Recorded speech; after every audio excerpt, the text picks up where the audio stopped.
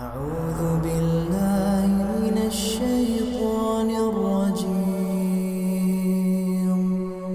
بسم الله الرحمن الرحيم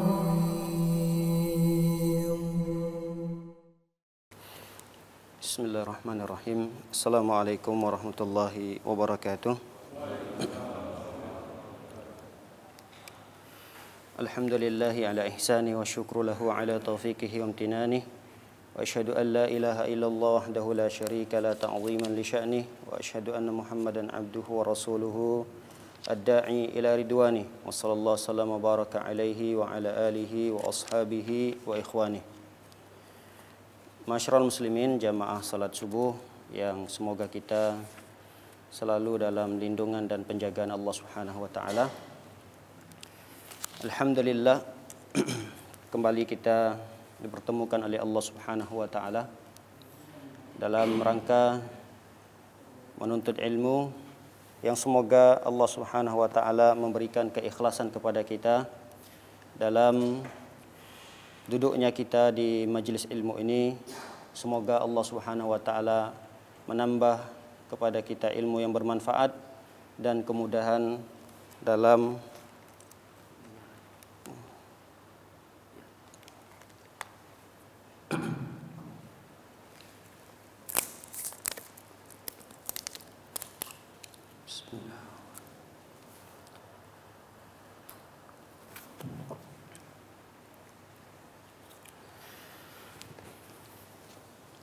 Alhamdulillah, kita dipertemukan oleh Allah Subhanahu wa taala di majelis yang mulia ini. Kita berharap kepada Allah Subhanahu wa taala semoga dengan duduknya kita di majelis ini menambah timbangan amal soleh kita di sisi Allah Subhanahu wa taala. Salawat dan salam tak lupa pula kita hadiahkan untuk Nabi kita tercinta, Nabi Muhammad sallallahu alaihi wasallam.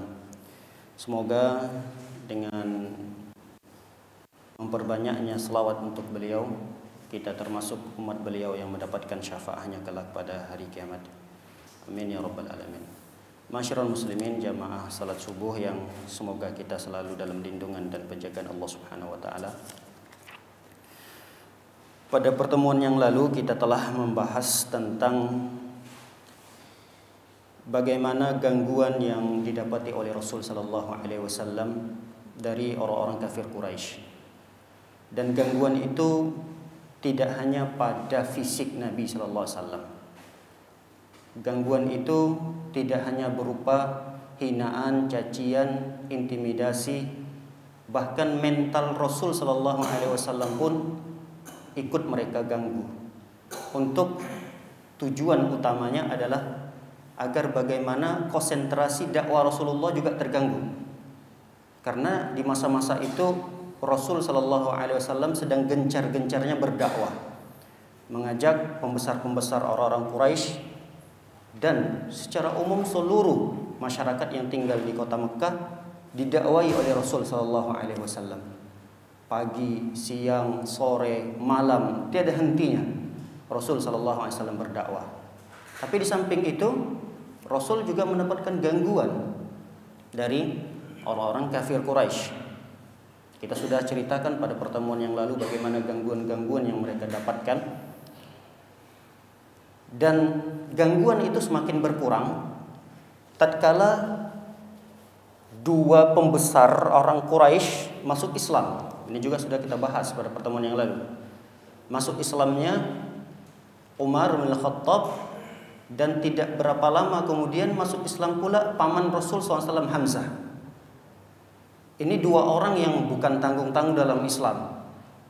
Mereka memiliki kekuatan fisik, kekuatan massa, dan terhormat di kedudukannya. Mereka memiliki kedudukan yang terhormat di kaumnya. Dengan begitu, mulailah Islam sedikit disegani oleh musuh-musuhnya.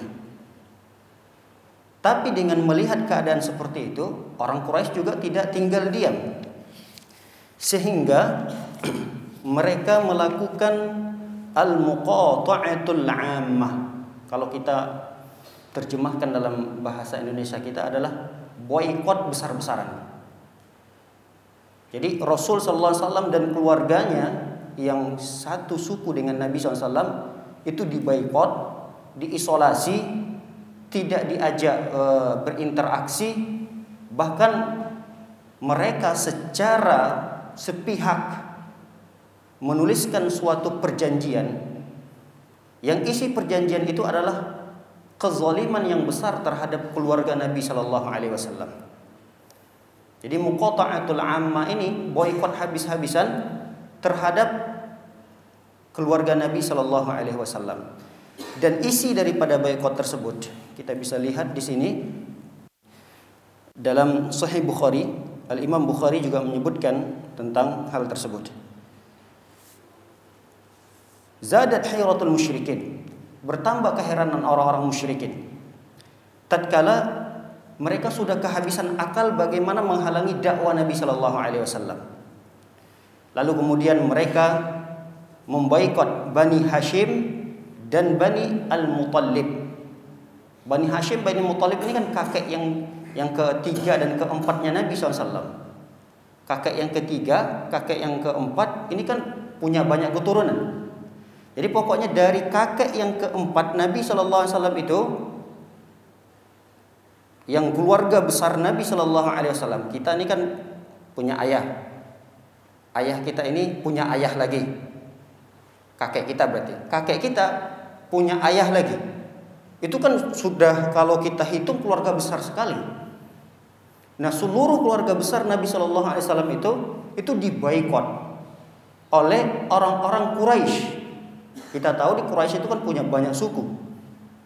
Banyak suku. Nah, semua suku itu bersepakat untuk memboikot 3 generasi atau 4 generasi dari kakek Nabi SAW ini. Kecuali satu yang tidak diboikot, yaitu Abu Lahab, paman Nabi SAW. Itu tidak boikot karena memang dia tidak berpihak kepada Nabi SAW. Sehingga mereka, keluarga Nabi SAW ini terisolasi di suatu lembah namanya Sya'ab. Suatu lembah, ada dua bukit besar. Nah, di 2 bukit besar itu ada lembah di situ. Disitulah mereka terisolasi. Jadi diusir dari rumah-rumah mereka, mereka buat kemah-kemah kecil di tempat tersebut. Dan itu berlangsung selama 3 tahun. Ini bukan waktu yang sedikit, 3 tahun. Kita saja kalau ada tetangga yang terkena COVID diisolasi 2 minggu, itu bosannya luar biasa. Nggak ngapa-ngapain di rumah, nggak boleh ketemu orang, nggak boleh berinteraksi dengan orang dulu. Tapi masih tetap disapa gitu. Kalau kita lewat, assalamualaikum, kayaknya keadaannya itu masih mending isolasi seperti itu. Sedangkan isolasi terhadap keluarga Nabi Shallallahu Alaihi Wasallam, lihat, alla yunaqihuhum, tidak boleh ada pernikahan antara mereka. Maksudnya suku Nabi Shallallahu Alaihi Wasallam tadi yang sudah terisolasi itu tidak boleh ada pelaksanaan pernikahan. Misalnya Bani Taim menikahkan anaknya dengan Bani Hashim, nggak boleh. Kemudian wala yubayi'uhum, tidak boleh ada transaksi jual beli dengan mereka. Putuskan. Jadi kalau mereka mau jual beli antara mereka saja. Tapi gimana mereka mau dapatkan barang? Nggak bisa. Setiap ada barang dihalangi untuk masuk. Dan mereka ini tidak boleh bertransaksi dengan di luar suku mereka. Karena mereka sudah terisolasi di suatu tempat tadi namanya Sya'ab. Kemudian wala yujalisuhum, tidak boleh ada yang nongkrong bersama mereka. Nggak boleh ada yang berkunjung, datang ke tempat mereka, camp mereka, nggak boleh. Wala yukhalituhum, tidak boleh ada yang bergaul dengan mereka. Wala yadkhulu buyutahum, jangan masuk ke rumah mereka. Wala yukallimuhum, tidak ada yang boleh mengajak mereka bicara. Diamkan semua mereka. Hatta yusallimu ilaihim Rasulullah lil qatli, sampai mereka mengutus dan menyerahkan Muhammad untuk kita bunuh. Jadi luar biasa, tidak hanya pada Nabi sekeluarga saja, tapi keluarga besar pun dari Nabi Shallallahu Alaihi Wasallam mereka boikot. Nah, yang menuliskan yang menuliskan surat itu, yang tadi isi yang telah kita sebutkan tadi, itu namanya adalah Mansur bin Ikrimah bin Amir bin Hashim. Jadi masih keluarga Nabi Shallallahu Alaihi Wasallam bertemu dengan kakeknya Hashim. Saking jengkelnya Nabi Shallallahu Alaihi Wasallam dengan Mansur ini, Rasul mendoakan si Mansur ini, lalu kemudian doa Nabi Shallallahu Alaihi Wasallam dikabulkan sehingga tangan dari Mansur ini tiba-tiba kaku, kayak apa namanya, kayak orang kena stroke, nggak bisa stroke tangannya. Akibat daripada perbuatannya itu membuat suatu perjanjian yang betul-betul menzalimi keluarga besar Nabi Shallallahu Alaihi Wasallam. Para hadirin dimuliakan oleh Allah Subhanahu Wa Taala, digambarkan oleh para ulama bagaimana kondisi keluarga Nabi Shallallahu Alaihi Wasallam tatkala dalam kondisi isolasi seperti itu, boikot yang besar-besaran. Lihat, ketika keluarga Nabi Shallallahu Alaihi Wasallam diisolasi besar-besaran, mereka tidak mendapatkan dan sulit sekali untuk mendapatkan makanan. Bahkan dalam satu riwayat diceritakan anak-anak kecil yang menangis ke sana, terdengar suara di sini dan seterusnya. Ibu-ibu yang juga ikut terisolasi dalam boikot itu, mereka tidak mendapatkan makanan kecuali mereka harus makan daun-daunan. Lihat bagaimana perjuangan Nabi kita tercinta Muhammad Sallallahu Alaihi Wasallam dalam menyelamatkan agama Islam ini. Tetap keluarganya, padahal keluarga besarnya ini kan belum banyak yang masuk Islam, hanya beberapa orang saja.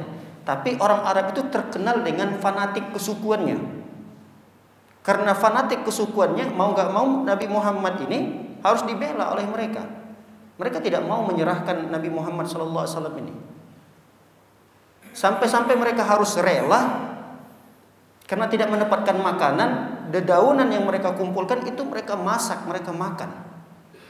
Bahkan dalam satu riwayat diceritakan ada salah satu anggota keluarga Nabi Shallallahu Alaihi Wasallam ketika kencing di malam hari tidak terlihat karena tetesan kencingnya itu beda bunyinya.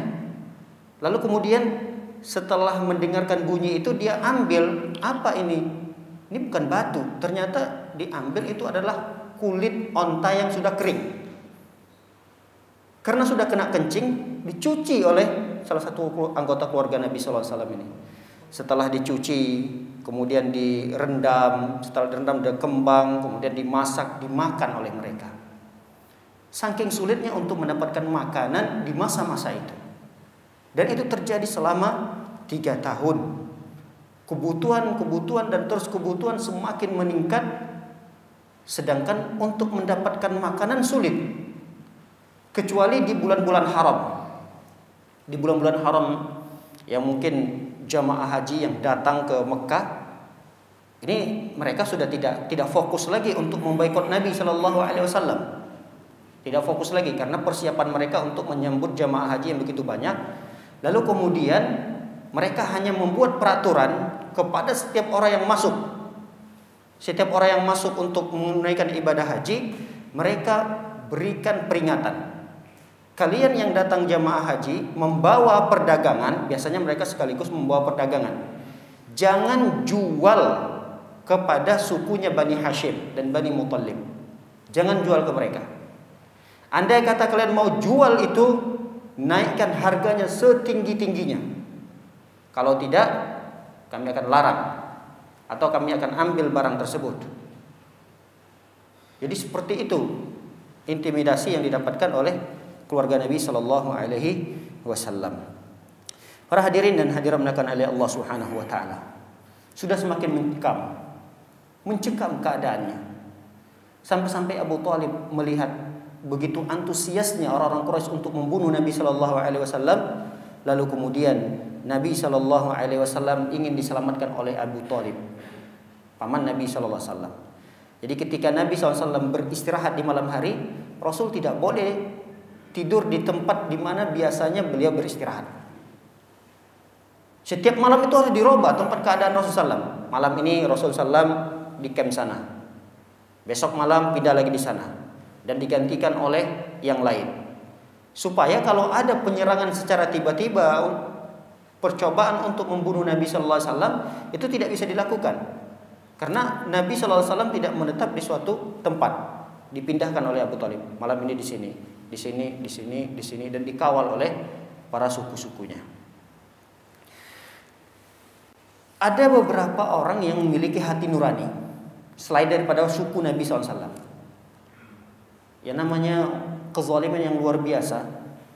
Tetap saja walaupun dia dalam kondisi kafir, belum beriman kepada Nabi SAW, tapi karena ini kezaliman, mereka tahu ini adalah kezaliman, mesti ada yang memiliki hati nurani. Tapi mereka nggak kuat, sehingga mereka akan menyusun suatu strategi nanti. Di antara yang memiliki hati nurani itu adalah namanya Hisham bin Ammar. Hisham bin Ammar ini pernah mengirimkan makanan untuk keluarga Nabi SAW. Karena Hisham bin Ammar ini bukan dari keluarga Nabi SAW, gak bisa masuk. Karena area Sya'ab tadi, tempat isolasi keluarga Nabi tadi, itu dijaga ketat. Gak mungkin orang harus naik bukit, mutar dulu, turun lagi, itu menghabiskan waktu yang banyak dan berat. Bukit harus melewati bukit. Seharusnya bisa lewat jalan utama yang tempat isolasi tadi, tapi itu dijaga ketat. Nah, suatu ketika Hisham bin Ammar ini membawakan makanan yang banyak di atas ontanya. Ditarik onta tersebut, tapi ditahan oleh penjaga-penjaga itu. Mau kemana? Apa ini? Ini makanan. Untuk siapa? Untuk keluarga Nabi SAW. Mereka sulit untuk mendapatkan makanan. Gak boleh. Sempat berdebat. Akhirnya apa yang dilakukan oleh Hisham bin Ammar ini? Karena tidak boleh, dia pukul onta itu sekuat-kuatnya. Dengan begitu onta itu kesakitan, dia lari menerobos para penjaga-penjaga tadi. Nah, ketika itu Hisham bin Ammar berpikir lagi. Kita makan, keluarga kita makan, keluarga Muhammad seperti apa keadaannya? Dengan begitu, akhirnya dia mencari kekuatan. Lalu dia bercerita apa yang menjadi keganjalan pada dirinya. Dia ceritakan kepada sahabat yang lain, temannya, Zuhair bin Abi Umayyah al-Makhzumi. Ini satu suku dengan Abu Jahal. Ini bukan juga suku Nabi Muhammad SAW. Al-Makhzumi ini suku Makhzum yang satu suku dengan Abu Jahal. Karena beliau ini juga memiliki hati nurani yang baik, akhirnya dia sepakatlah dengan Hisham. Bagaimana caranya kita bisa membatalkan perjanjian ini? Ini udah lama, udah berjalan hampir 3 tahun. Kasihan keluarga Nabi. Waktu itu belum mereka menganggap Nabi Muhammad. Kasihan Muhammad dan keluarga-keluarganya. Tapi kita nggak kuat. Masa saya Hashim dan Zuhair saja? Ini kan baru 2 orang.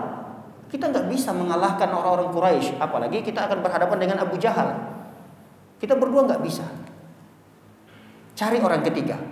Akhirnya mereka menyusun kekuatan secara diam-diam. Cari orang ketiga. Siapa nih orang ketiga? Ketemulah dengan Al-Mut'im bin Adi. Al-Mut'im bin Adi ternyata memiliki firasat yang baik juga, memiliki hati nurani yang baik juga.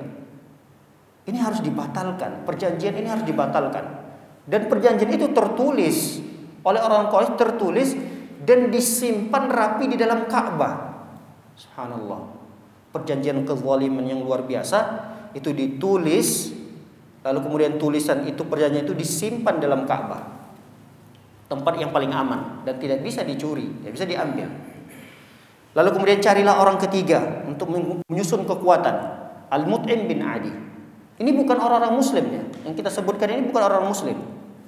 Orang-orang yang masih kafir dari kalangan Quraisy. Al-Mut'im bin Adi juga mengatakan masih 3 orang. Belum cukup ini. Sedangkan kita akan menghadapi Abu Jahal dan beberapa pembesar, sekitar 25 orang pembesarnya. Kita cuma 3 orang. Cari orang yang keempat. Lalu kemudian mereka mutar-mutar, bertemulah dengan Abi al-Bukhtari. Nah, Abi al-Bukhtari ini bin Hisham juga tidak setuju dengan perjanjian yang isinya kezaliman terhadap keluarga Nabi sallallahu alaihi wasallam. Tapi mereka baru berempat. Cari orang yang kelima. Susul lagi kekuatan. Cari yang kelima, bertemulah dengan Zam'ah bin al-Aswad. Ketemu lagi Zam'ah bin al-Aswad. Nah, Dengan 5 orang ini mereka bermusyawarah. Gimana nih, apa yang harus kita lakukan? Ya sudah, kita tawaf dulu. Ini anggap kita secara tiba-tiba ya, seakan-akan ini tidak terorganisir seperti ini. Kita tidak atur gitu. Jadi seakan-akan ini secara tiba-tiba kita akan membatalkan perjanjian itu. Baik, akhirnya mereka tawaf, habis tawaf 7 kali. Orang-orang Quraisy ketika itu memang masih tawaf. Walaupun mereka belum masuk Islam, tapi ritual tawaf itu sudah ada.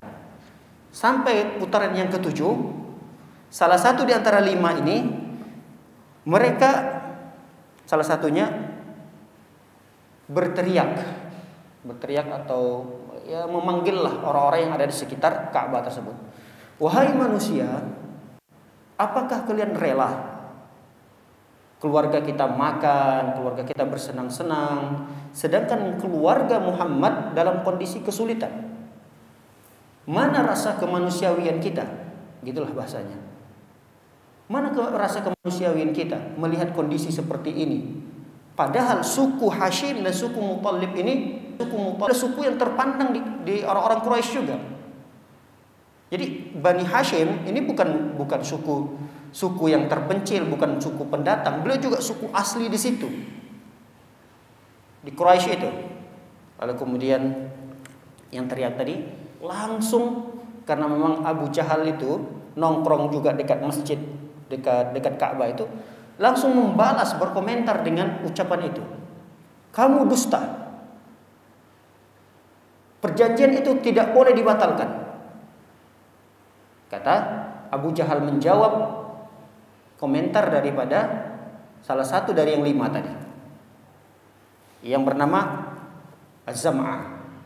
Lalu kemudian orang yang kedua membalas, kamu yang lebih berdusta, mengatakan Abu Jahal. Kalau Abu Jahal tadi mendustakan, kamu dusta, jangan sampai dibatalkan perjanjian itu.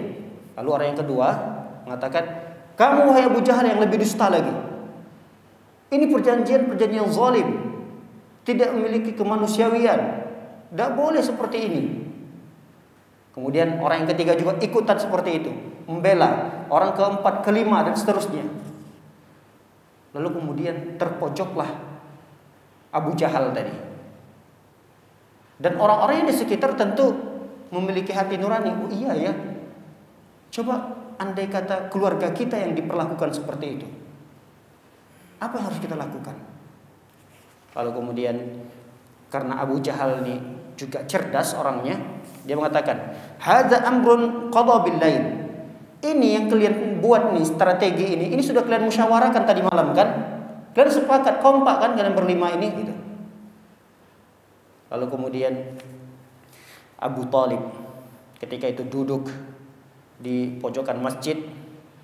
Innama ja'ahum li'anna Allah kana qad atla'a rasuluhu sallallahu alaihi wasallam ala amri sahifah. Abu Thalib ini diceritakan oleh Nabi SAW dengan wahyunya. Nabi SAW mengatakan bahwa catatan tadi, lembaran yang terisi perjanjian itu, ternyata kata Rasulullah itu sudah dimakan oleh rayap. Tapi nggak ada yang tahu karena sudah tersimpan di dalam Ka'bah. Orang-orang kafir Quraisy juga nggak tahu. Nah, Abu Thalib datang di tengah-tengah perdebatan tadi. Abu Thalib mengatakan surat perjanjian itu sudah tidak ada karena sudah dimakan rayap. Nggak percaya Abu Jahal. Kemudian dilihat, dibuka Ka'bah, masuk, ternyata tidak ada lagi isi perjanjian itu. Kertasnya sudah tidak ada lagi karena sudah dimakan rayap. Kecuali yang tersisa, dalam riwayat itu diceritakan, yang tersisa daripada tulisan-tulisan itu hanya nama Allah saja yang tidak dimakan rayap. Bismika Allahummanya tidak dimakan oleh rayap. Semuanya dimakan oleh rayap. Dengan begitu tidak ada lagi perjanjian tertulis, berarti batal, secara otomatis batal. Akhirnya keluarga Nabi SAW bebas dari isolasi tersebut, kembali ke rumah mereka masing-masing dan mereka hidup normal lagi. Nah, ini upaya yang terakhir yang dilakukan oleh mereka. Namun karena mereka tidak ingin habis sampai di situ, tapi mereka tetap harus berusaha. Apa yang harus dilakukan untuk menghentikan dakwah Nabi Shallallahu Alaihi Wasallam ini?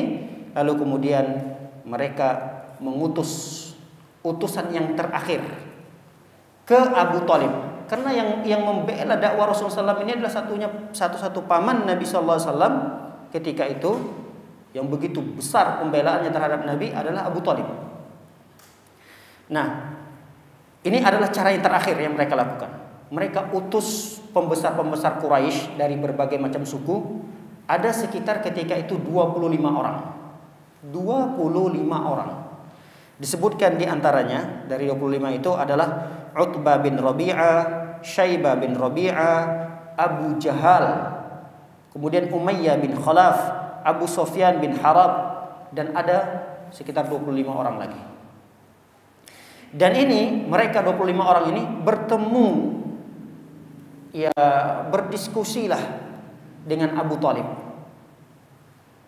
dengan cara baik. Kalau tadi yang beberapa tempo yang lalu dengan cara keras, dengan memboikot, kalau sekarang agak lebih santun cara mereka. Datang, berhadapan, ngobrol, diskusi dengan Abu Thalib.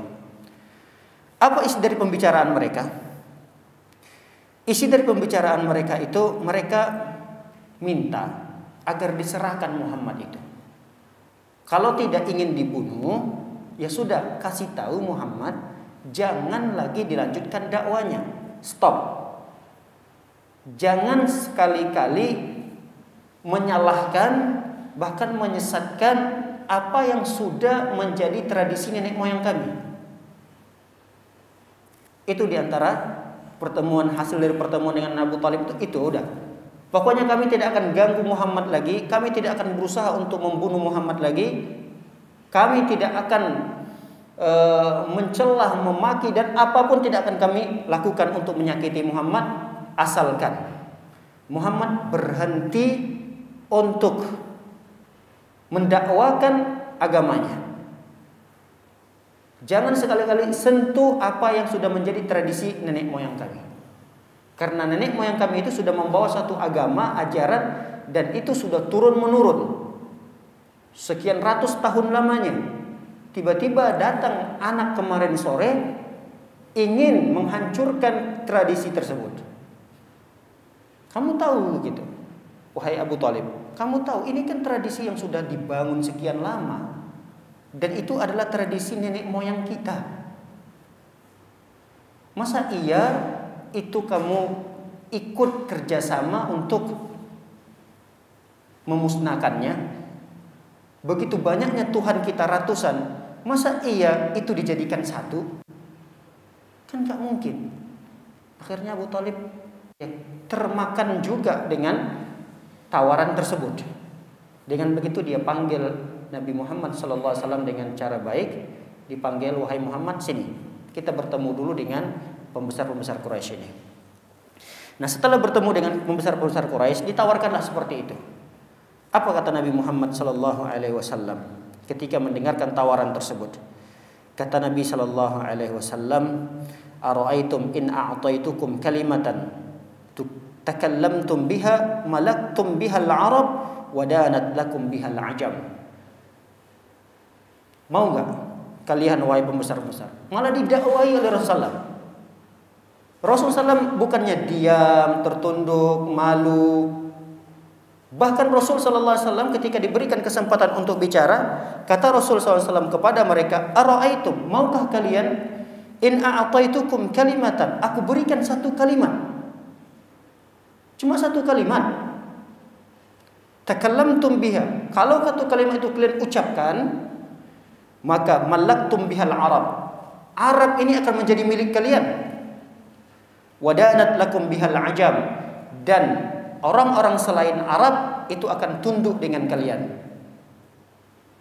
Kalau kalian ingin kekuasaan, kalian bisa menjadi tetap sebagai penguasa, tapi dengan satu kalimat yang kalian harus ucapkan."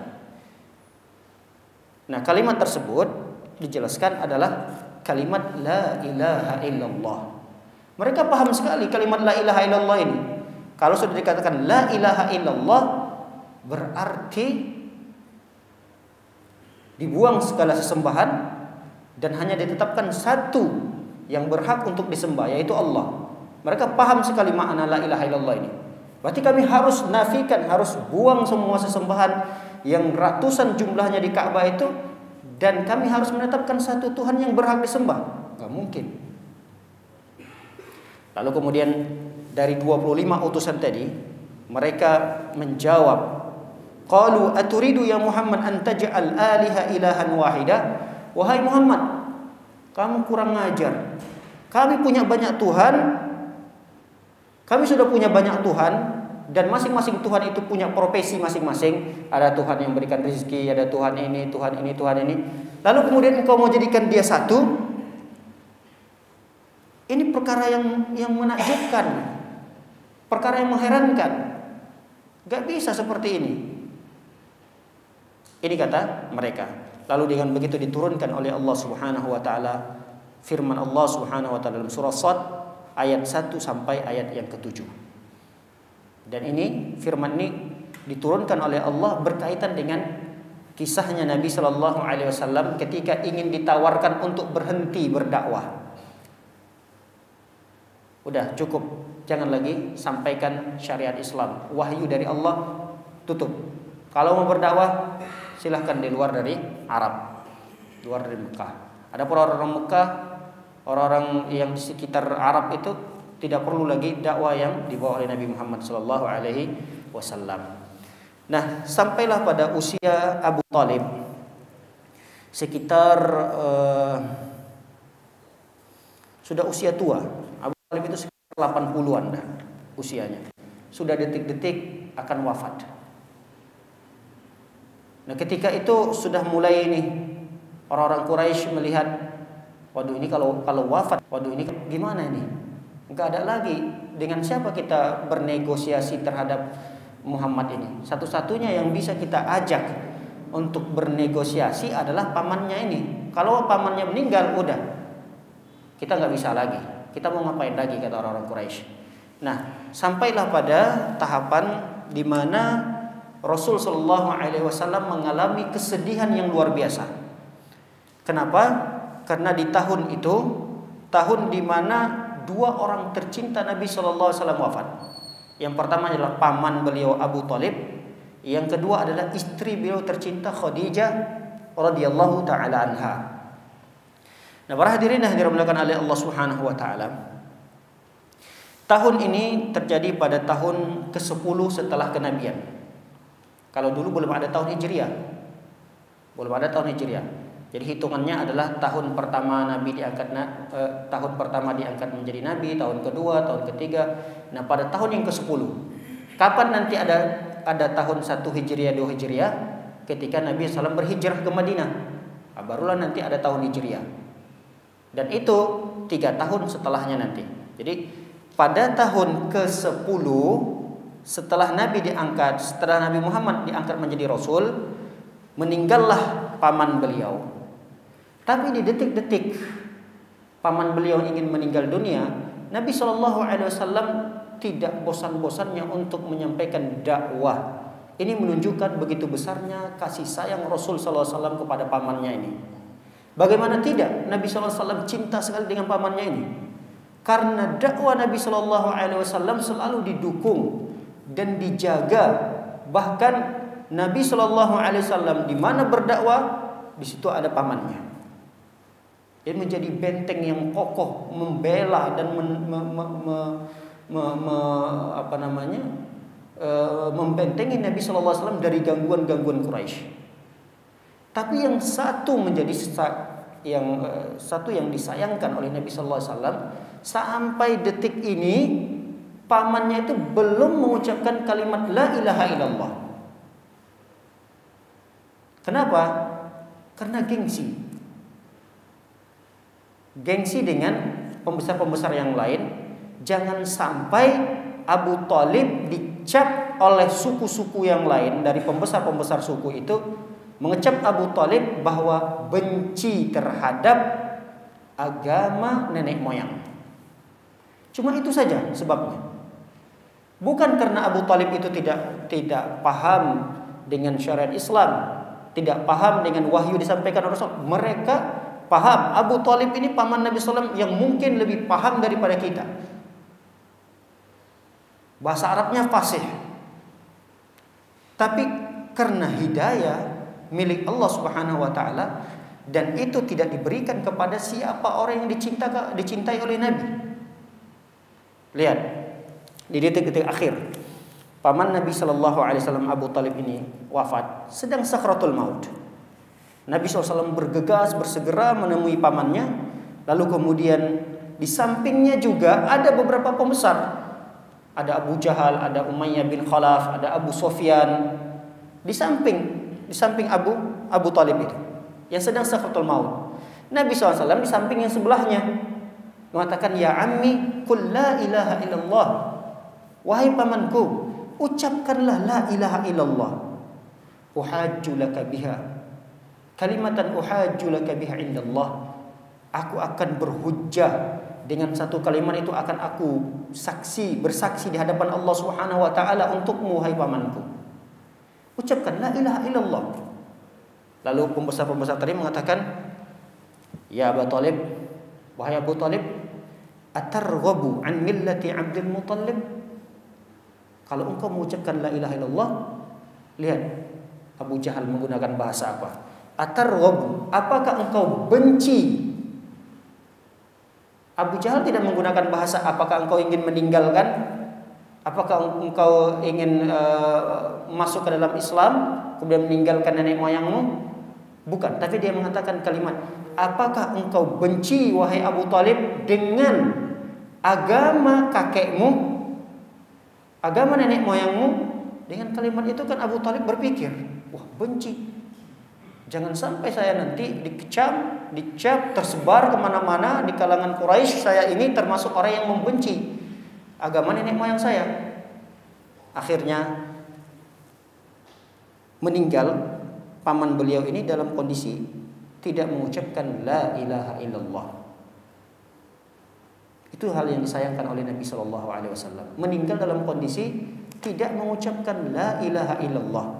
Lalu Nabi SAW berkata, la astaghfiranna laka ma lam unha anhu. Aku akan terus beristighfar untuk pamanku tadi, Abu Thalib ini, sampai aku dilarang. Turunlah sebuah ayat yang melarang, maka lin nabi wal ladzina amanu an yastaghfiru lil musyrikin walau kanu uli qurba min ba'di ma tabayyana lahum annahum ashabul jahim. Ketika Nabi SAW sering sekali mengirimkan istighfar, ya Allah ampunilah pamanku Abu Thalib, ya Allah ampunilah pamanku Abu Thalib. Lalu turunlah ayat yang melarang Nabi SAW untuk beristighfar kepada orang kafir. Kata Allah Subhanahu wa taala, turun ayat, makana lin nabi, tidak pantas seorang nabi, walladzina amanu, dan tidak pantas pula orang-orang yang beriman, an yastaghfiru lil musyrikin, untuk mengirimkan istighfar kepada orang yang meninggal dunia dalam kondisi musyrik, kafir. Ayat ini menerangkan kepada kita tidak boleh mendoakan keampunan untuk orang-orang yang meninggal dalam kondisi kafir. Nah, para hadirin yang dimuliakan oleh Allah Subhanahu wa taala, selain ayat ini turun, ayat yang lain juga turun menjelaskan innaka la tahdi man ahbabta, untuk menenangkan Nabi sallallahu alaihi wasallam. Rasulullah SAW sudah sedih luar biasa. Pamannya yang selama ini bersama beliau, menemani beliau dalam berdakwah, tapi kondisinya beliau meninggal dalam kondisi belum masuk Islam. Sedih luar biasa yang dihadapi oleh Nabi Sallallahu Alaihi Wasallam.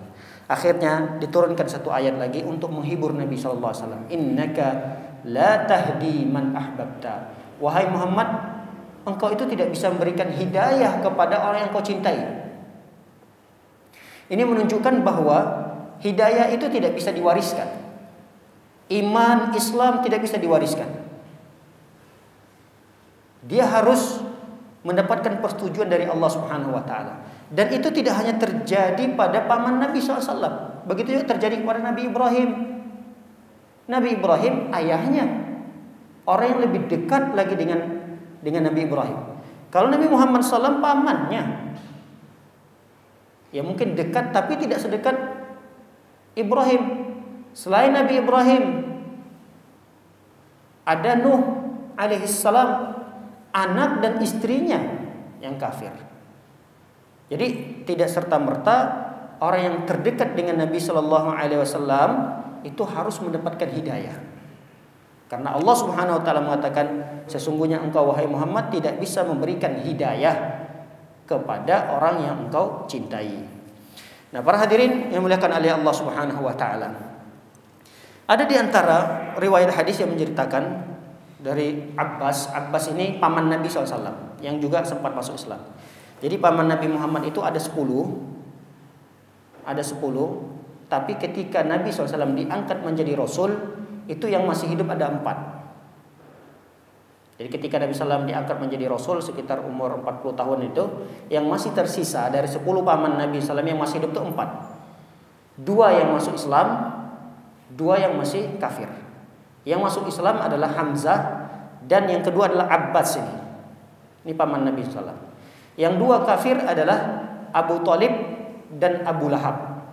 Abu Thalib dan Abu Lahab. Kalau Abu Thalib paman Nabi yang kafir tapi cenderung kepada Nabi Sallallahu Alaihi Wasallam. Sedangkan Abu Lahab paman Nabi Sallam, dia tidak masuk Islam tapi melarang dan memusuhi dakwah Nabi Sallallahu Alaihi Wasallam. Nah, Abbas ini paman Nabi Sallallahu Alaihi Wasallam pernah meriwayatkan sebuah hadis. Qala lin Nabi, dia bertanya kepada Nabi Sallallahu Alaihi Wasallam, ma aghnaita an ammika, tidakkah engkau bisa membantu pamanmu yang sudah meninggal dunia ini? Fa innahu kana yahutuka wa yaghdab laka, bukankah pamanmu ini selalu bersamamu, membela dakwamu, menjaga kamu dalam berdakwah? Kata Abbas kan saudaranya, adiknya si Abu Thalib. Abbas ini tentu dia kasihan meninggal saudaranya dalam kondisi kafir. Engkau wahai Muhammad tidakkah bisa memberikan sesuatu kepada pamanmu yang meninggal ini? Kata Nabi Sallallahu Alaihi Wasallam, huwa fi dhahdahin minan nar. Iya, dia berada di neraka yang dhahdah. Dhahdah itu yang dangkalnya. Jadi kalau ada seseorang yang ketika ada air, dia masuk ke air tersebut, kira-kira air itu tidak sampai menenggelamkan mata kakinya, itu namanya dhahdah. Nah, seperti itulah azab yang akan diterima oleh Abu Thalib. Kata Nabi SAW, walaula ana lakana fid darkil alakana minan nar. Kalaulah bukan karenaku, kata Nabi Muhammad SAW, kalaulah bukan karenaku, maka sungguh Abu Thalib itu akan masuk ke neraka yang paling dasarnya. Kalau neraka yang paling dasar kan berarti itu dasar daripada bara api itu. Tapi karena aku, kata Nabi SAW, Abu Thalib itu mendapatkan azab yang paling ringan, yang paling dangkal. Dalam riwayat yang lain disebutkan, la'allahu tanfa'uhu syafa'ati. Mudah-mudahan, kata Rasulullah, pamanku itu mendapatkan syafaat dariku, pertolongan dariku nanti pada hari kiamat. Fayaj'alu fi dhahdahin min nar tablu ka'baihi. Dia akan masuk ke dalam neraka yang paling dangkal, dan api neraka itu tidak sampai melebihi mata kakinya. Jadi azab yang paling ringan yang akan didapatkan oleh Abu Thalib. Tapi ingat, azab yang paling ringan yang digambarkan oleh Nabi Shallallahu Alaihi Wasallam adalah memakai sendal. Sendal itu kan memang tidak sampai di mata kaki. Pakai sendal itu azab yang paling ringan. Sendal yang terbuat dari api neraka itu dipakai sebagai azab siksaan. Tapi ketika dipakai sendal itu, langsung seketika otaknya mendidih. Ini bisa kita bayangkan. Bagaimana lagi anggota tubuh yang terdekat dengan sendal itu? Ini azab yang paling ringan. Tatkala dipakaikan sendal, yang langsung seketika ketika itu adalah otaknya ini mendidih. Seperti air yang matang ketika terlalu lama dimasak itu kan mendidih. Seperti itulah terjadi pada otak orang yang sedang mendapatkan azab yang paling ringan di neraka. Nah, bagaimana lagi dengan betisnya, pahanya, perutnya yang terjauh saja digambarkan oleh Rasulullah mendidih gitu. Ini azab yang paling ringan. Dan itu bagian daripada kekhususan Nabi Shallallahu Alaihi Wasallam memberikan syafaat kepada orang yang kafir. Cuma hanya itu, satu saja, dan itu khusus bagi Nabi Shallallahu Alaihi Wasallam untuk pamannya. Adapun kita sebagai orang biasa tidak bisa memberikan syafaat, tidak bisa memberikan pertolongan apapun kepada saudara-saudara kita yang meninggal dunia dalam kondisi kafir. Ini hanya khusus untuk Abu Thalib, paman Nabi Shallallahu Alaihi Wasallam. Nah, para hadirin dan hadirat melakukan Allah Subhanahu Wa Taala. Tidak lama kemudian ada riwayat yang menceritakan 2 bulan, ada yang mengatakan cuma berbeda 3 hari. Setelah meninggal pamannya ini, meninggal pula istri tercinta beliau, Khadijah radhiyallahu taala anha. Cuma berselang 3 hari, masih dalam kondisi bersedih Nabi sallallahu alaihi wasallam. Hari pertama, hari 2, hari ketiga, ini kan biasa masa-masa sedih. Hari keempat kadang belum bisa lupa, kelima dan seterusnya. Hari yang ketiga meninggal istri Nabi sallallahu alaihi wasallam tercinta di usianya yang ke-65. Ya sekitar 65 kata para ulama usia Khadijah ketika itu meninggal dunia. Bagaimana beliau tidak sedih dengan meninggalnya istri beliau ini? Dalam sebuah hadis diceritakan tentang keutamaan Khadijah radhiyallahu taala ini sangat banyak sekali. Di antaranya bagaimana pertolongan yang diberikan oleh Khadijah terhadap Nabi sallallahu alaihi wasallam. Baik itu dari materi yang dimiliki oleh Khadijah itu habis ludas untuk kepentingan dakwah Nabi SAW. Khadijah ini terkenal orang yang kaya raya, memiliki harta yang begitu banyak melimpah. Tapi beliau meninggal dunia dalam kondisi tidak memiliki harta lagi. Kemana harta itu kemana? Bangkrut? Tidak, bukan karena bangkrut, karena harta itu diwakafkan keseluruhannya untuk kepentingan dakwah Nabi Shallallahu Alaihi Wasallam. Nah, lihat Rasul SAW pernah mengenang jasa yang begitu besar yang dimiliki oleh Khadijah ini. Apa kata Rasulullah sallallahu alaihi wasallam? Amanat bi hina kafara bin nas. Inilah satu-satunya perempuan yang beriman kepadaku di mana ketika itu manusia masih mengingkariku, masih belum percaya kepadaku. Satu-satunya Khadijah inilah yang beriman kepadaku. Lalu kemudian Rasulullah mengatakan wa saddaqatni hina kadzaba bin nas, dan satu-satunya manusia yang ketika itu membenarkanku di mana seluruh manusia mendustakanku, itulah Khadijah. Wa asyrakatni fi maliha wa hina haramanin nas, dan Khadijah ini memiliki harta yang dia berikan kepadaku untuk kepentingan dakwah di mana orang-orang ketika itu menghalangi hartanya untuk tidak diberikan kepadaku. Orang-orang tidak mau memberikan harta kepada Nabi SAW karena takut harta itu akan digunakan untuk dakwah. Tapi Khadijah dengan begitu mudahnya untuk mengeluarkan hartanya untuk kepentingan dakwah. Wa razaqani Allahu waladaha wa harrama wa hurrima waladun ghairah. Dan aku mendapatkan anak hanya pada Khadijah dan tidak diberikan oleh Allah anak itu kepada istri-istriku yang lain. Jadi Rasulullah memiliki beberapa istri yang Rasulullah memiliki anak keturunan itu dari Khadijah ini.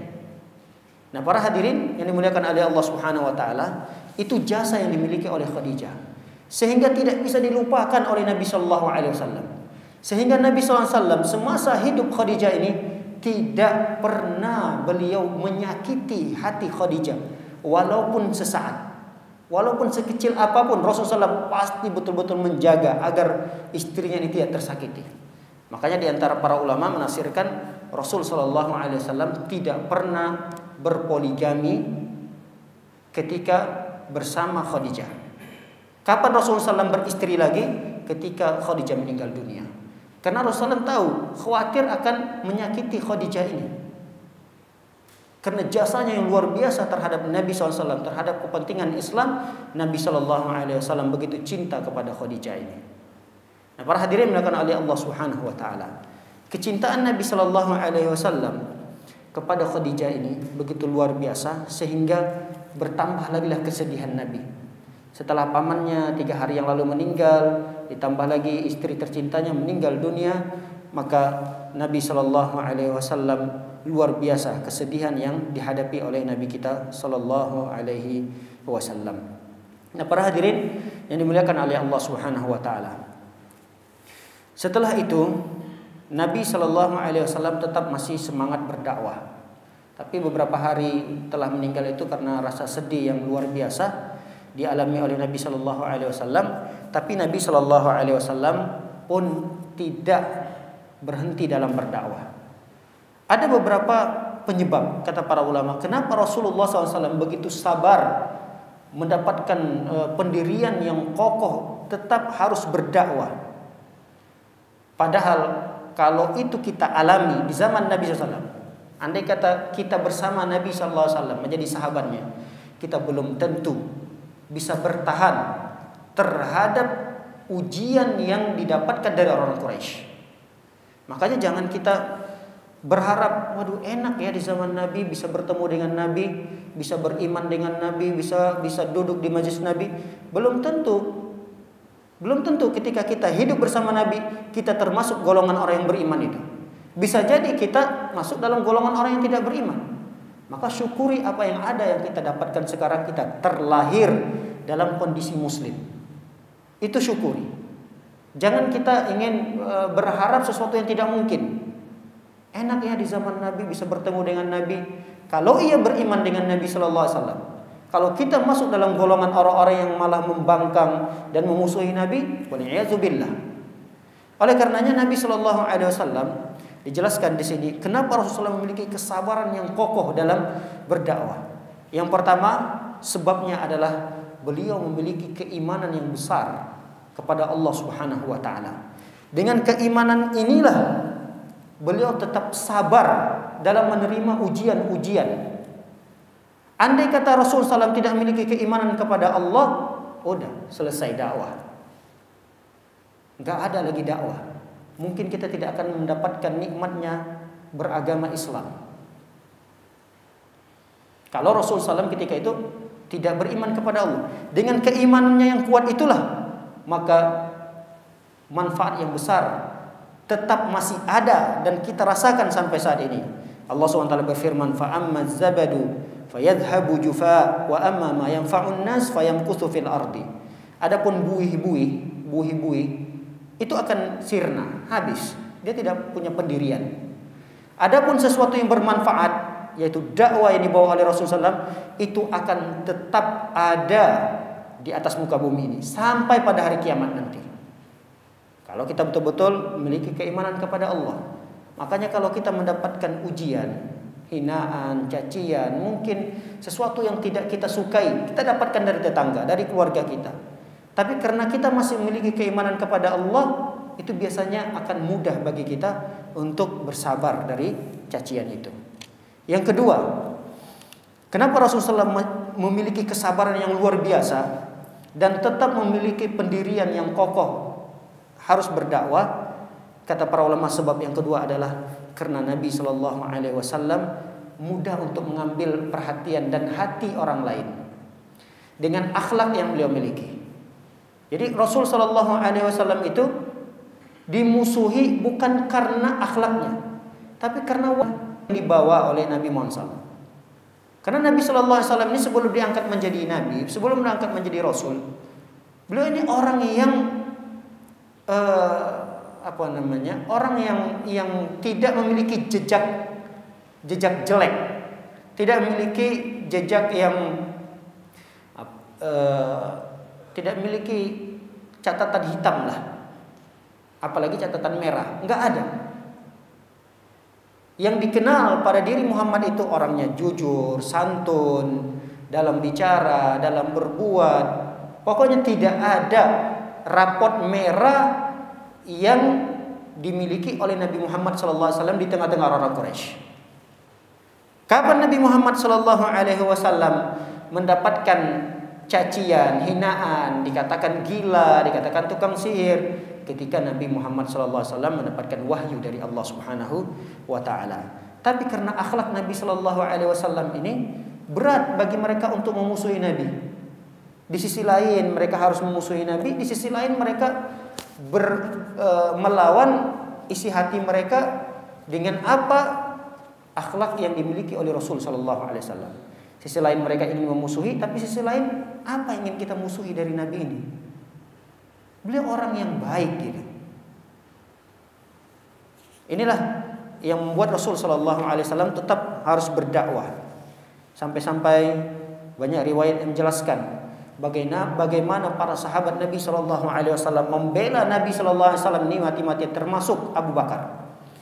Abu Bakar ini pernah melihat Nabi Shallallahu Alaihi Wasallam sedang dikeroyok. Rasulullah SAW sedang beribadah di Ka'bah, sedang tawaf Nabi SAW. Lalu ada beberapa orang Quraisy yang ingin mencelakakan Nabi. Ada 3, ada 5 orang gitu, yang ingin memukuli Nabi. Ketika itu Abu Bakar ada di sisi Nabi SAW. Apa yang dilakukan oleh Abu Bakar? Abu Bakar menyelamatkan Nabi, satu persatu ditarik oleh Abu Bakar, dilemparkan oleh Abu Bakar satu persatu dari orang yang ingin mencelakakan Nabi untuk menyelamatkan Nabi Shallallahu Alaihi Wasallam. Nah, akhirnya yang menjadi sasaran adalah Abu Bakar.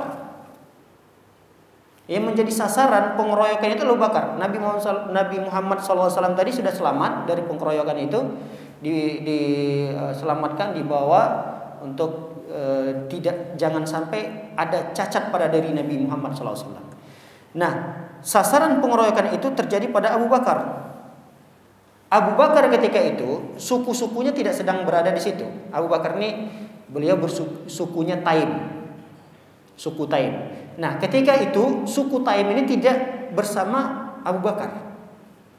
Ketika Abu Bakar dikeroyok, dalam sebuah riwayat diceritakan saking lukanya begitu banyak dan besar, antara hidung dengan wajah Nabi SAW ini udah rata semua. Kenapa? Karena Abu Bakar dipukuli dengan sendal. Jangan bayangkan dengan sendal yang kita miliki. Dulu sendalnya terbuat dari kayu, mungkin lebih keras daripada itu. Nah, Abu Bakar itu dibanting. Setelah dibanting, dipegang tangannya, kakinya, dipukul kepalanya. Dan itu terjadi di depan Ka'bah. Sampai Abu Bakar ini pingsan, udah nggak sadarkan diri. Bahkan dalam riwayat diceritakan ini kayaknya detik-detik wafatnya Abu Bakar. Bagaimana tidak? Ini wajah udah nggak dikenal, udah rata semua, lebam semua, habis. Hidung udah nggak ada lagi, hidungnya udah rata semua begini. Diceritakan dalam riwayat yang sahih oleh Ibnu Hisham. Nah, para hadirin melakukan oleh Allah Subhanahu Wa Taala. Ketika Abu Bakar pingsan dalam pengeroyokan itu, Abu Bakar diselamatkan oleh sukunya Bani Taim dan dibawa ke rumahnya. Tak berapa lama diistirahatkan di rumahnya, beliau sadar. Yang pertama sekali beliau tanyakan ketika beliau sadar, beliau tidak menanyakan saya di mana, saya kenapa saya banyak luka-luka, kenapa saya sakit seperti ini. Beliau tidak tanyakan itu. Tapi yang pertama sekali tatkala beliau siuman adalah beliau tanya, bagaimana kondisi Muhammad? Bagaimana kondisi Nabi Muhammad Sallallahu Alaihi Wasallam? Gak ada yang tahu dari keluarganya siapa Muhammad. Ada apa dengan Muhammad? Udah, kamu istirahat saja, kamu fokus pada kesehatanmu, kata keluarganya. Tidak, saya tidak akan tenang untuk beristirahat sampai saya tahu kondisi Nabi Muhammad Sallallahu Alaihi Wasallam. Akhirnya keluarga daripada Abu Bakar ini mengirim ibunya, namanya Ummul Khair, tolong temui Ummu Jamil, tanyakan tentang kondisi Muhammad. Saya nggak bisa tenang, nggak bisa istirahat, bahkan saya tidak akan ingin diobati kalau saya belum tahu pasti tentang keadaan dan kondisi Nabi Muhammad SAW. Pergilah ibunya tadi ini, ibunya Abu Bakar, Ummul Khair, datang menemui Ummu Jamil, menanyakan kondisi Muhammad Sallallahu Alaihi Wasallam. Akhirnya dapat info bahwa Nabi Sallallahu Alaihi Wasallam tidak ada masalah, sehat-sehat. Tapi Abu Bakar tetap masih tidak percaya. Sampai Nabi Muhammad Sallallahu Alaihi Wasallam dia lihat dalam kondisi sehat-sehat. Datanglah Nabi Muhammad Sallallahu Alaihi Wasallam menenangkan Abu Bakar ini supaya konsentrasi kembali, fokus pada kesehatan, agar pulih kesehatannya dan bisa kembali berdakwah dengan Nabi Sallallahu Alaihi Wasallam. Lihat bagaimana akhlak yang dimiliki oleh Rasul Sallallahu Alaihi Wasallam, yang dengan begitu teman-teman yang Rasul SAW yang masuk Islam membela Nabi Sallallahu Alaihi Wasallam, andai kata nyawa menjadi taruhannya pun mereka akan perjuangkan untuk membela Nabi Sallallahu Alaihi Wasallam. Ini sahabat Nabi Shallallahu Alaihi Wasallam yang luar biasa pembelaannya terhadap. Nah, kondisi itulah yang menjadikan Nabi Shallallahu Alaihi Wasallam tetap sabar berdakwah. Betapa banyak sahabat-sahabat mereka Rasul SAW yang masuk Islam dalam kondisi sudah disiksa seperti itu, tidak ada sama sekali satu pun sahabat, tidak tercatat dalam sejarah ada sahabat yang murtad kembali, nggak ada. Kecuali ada satu Ammar bin Yasir. Itu pun hanya sekedar ucapan. Hatinya tetap beriman kepada Allah Subhanahu wa taala. Kemudian yang ketiga disebutkan sebabnya Rasul sallallahu alaihi wasallam begitu sabar dalam berdakwah adalah asy'ur bil mas'uliyah. Beliau memiliki rasa tanggung jawab yang besar terhadap umat ini. Andai kata Rasulullah SAW tidak memiliki rasa tanggung jawab terhadap umat ini, Rasulullah SAW udah berhenti, capek berdakwah ini. Harta habis, konsentrasi terhadap keluarga berkurang, waktu habis. Ngapain sih lagi berdakwah? Nah, karena Rasul sallallahu alaihi wasallam memiliki rasa tanggung jawab yang besar terhadap amanah yang diberikan oleh Allah, merupakan wahyu ini harus disebarkan, agama ini harus ditebarkan. Rasul sallallahu alaihi wasallam akhirnya tetap bersabar dan bersemangat dalam berdakwah. Begitu juga penyebab yang berikutnya adalah al-imanu bil akhirah, beriman dengan hari akhir. Karena sebab imannya Nabi SAW terhadap hari akhir itu menjadi beliau tetap sabar dalam berdakwah. Kenapa? Karena akan ditanyakan oleh Allah Subhanahu wa taala terkait apa yang dilakukan oleh Nabi setelah beliau diberikan wahyu. Kemudian karena turunnya Al-Qur'an. Al-Qur'an ini juga menjadi penyemangat Nabi SAW untuk berdakwah. Kenapa? Karena Allah Subhanahu wa taala mengatakan dalam surah Al-Ankabut, Rasul sallallahu alaihi wasallam, ahsiban nas an yutraku an yaqulu amanna wa hum la yuftanun. Apakah manusia itu mengira bahwa mereka akan ditinggalkan begitu saja ketika mengucapkan aku beriman, kami beriman, dan mereka tidak diuji? Enggak mungkin kalau kita mengatakan saya beriman kepada Allah tapi enggak diuji, enggak mungkin. Jadi jangan berharap ada yang mengatakan saya beriman tapi tidak mendapatkan ujian dari Allah, jangan berharap seperti itu. Kenapa? Walaqad fatanna alladzina min qablihim. Kata Allah Subhanahu wa taala, sungguh kami telah memberikan ujian kepada orang-orang sebelum kita. Umat Nabi Ibrahim, umat Nabi Musa, semua juga mendapatkan ujian. Bukan kita saja umat Islam. Semuanya juga mendapatkan ujian. Apa fungsinya daripada ujian ini di dunia ini yang kita hadapi? Apa fungsinya? Kata Allah, fala ya'lamannallahu alladzina shadaqu, supaya Allah tahu mana orang yang imannya jujur dan mana orang yang imannya dusta. Makanya nanti akan terpilih siapa orang munafik di zamannya Nabi sallallahu alaihi wasallam yang mengaku sahabat Nabi, yang rajin ibadahnya kalau ada orang ramai, tapi kalau dalam kondisi kesunyian mereka tidak sholat. Nah, siapa orang yang jujur imannya, siapa yang dusta, itu akan tersaring. Oleh karena itu, itulah fungsi daripada ujian yang ditimpakan kepada umat-umat terdahulu, bahkan pada diri kita umat Islam ini. Para hadirin yang dirahmati oleh Allah Subhanahu wa taala. Banyak sebab. Yang terakhir, sebab kenapa Rasulullah SAW tetap masih sabar dalam berdakwah, karena adanya bisyarat bin najah. Ada kabar gembira dari Allah Subhanahu wa taala bahwa Islam ini akan jaya. Itu yang membuat semangat Nabi sallallahu alaihi wasallam. Itu membuat Nabi sallallahu alaihi wasallam bersabar untuk tetap berdakwah. Karena Allah Subhanahu wa taala memberikan kabar gembira kepada Nabi Muhammad bahwa Islam ini akan tetap ada di muka tetap sampai pada hari kiamat. Akan tetap ada yang menolong agama Islam ini. Kalau bukan kita, pasti ada umat yang lain dari umat Islam ini yang akan tetap menolong agama Allah Subhanahu wa taala ini. Dengan kabar gembira itulah Nabi sallallahu alaihi wasallam tetap semangat untuk berdakwah. Banyak ayat, banyak hadis yang menjelaskan tentang itu. Di antaranya di mana Allah Subhanahu wa taala menceritakan bahwa innahum lahum al-mansurun, sesungguhnya umat Islam ini akan dibantu, akan ditolong oleh Allah Subhanahu wa taala. Dan Allah Subhanahu wa taala akan mengirimkan tentara-tentaranya untuk memenangkan agama Islam ini. Itu udah janji Allah SWT dalam Al-Qur'an.